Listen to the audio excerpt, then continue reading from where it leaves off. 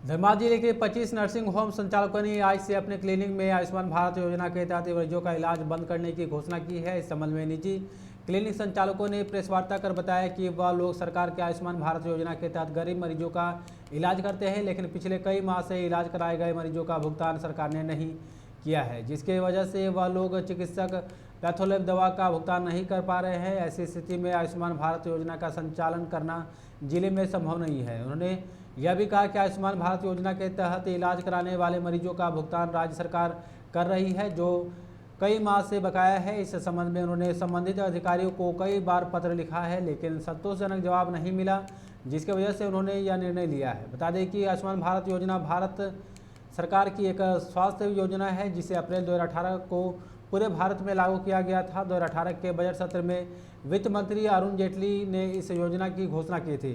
इस योजना का उद्देश्य आर्थिक रूप से कमजोर लोगों को स्वास्थ्य बीमा मुहैया करना है, जिसके तहत प्रत्येक परिवार को 5 लाख का कैश रहित इलाज करवाने की छूट है।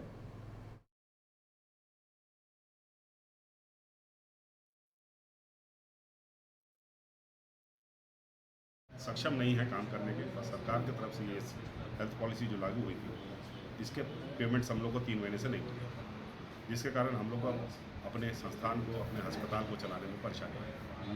तो हम लोगों ने यही डिसाइड किया है, क्योंकि अब हम लोग सक्षम भी नहीं है, तो इसको पॉलिसी को हम लोग सारे मिलकर बंद कर दें। कितने अस्पताल इसमें आयुष्मान वाली योजना में है इनरोल यहाँ धनबाद? तकरीबन 24।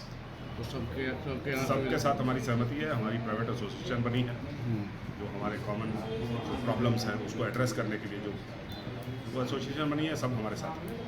तो कब से सर्विस ये बंद कर रहे हैं? आज से हम लोग बंद करना चाह रहे हैं, क्योंकि हम लोग 2 रिमाइंडर लेटर दे चुके हैं और आज हम लोग तीसरा देने जा रहे हैं। उसमें हमने साफ साफ लिख रखा है कि अब आज से हम लोग काम करने के लिए सक्षम नहीं।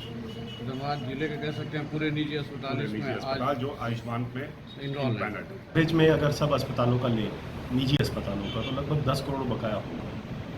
तो इतनी लंबी जो ड्यू गिरते जा रहा है, तो आप लोग क्या मंथली रिमाइंडर नहीं किए अभी तक सरकार को या एडमिनिस्ट्रेशन को?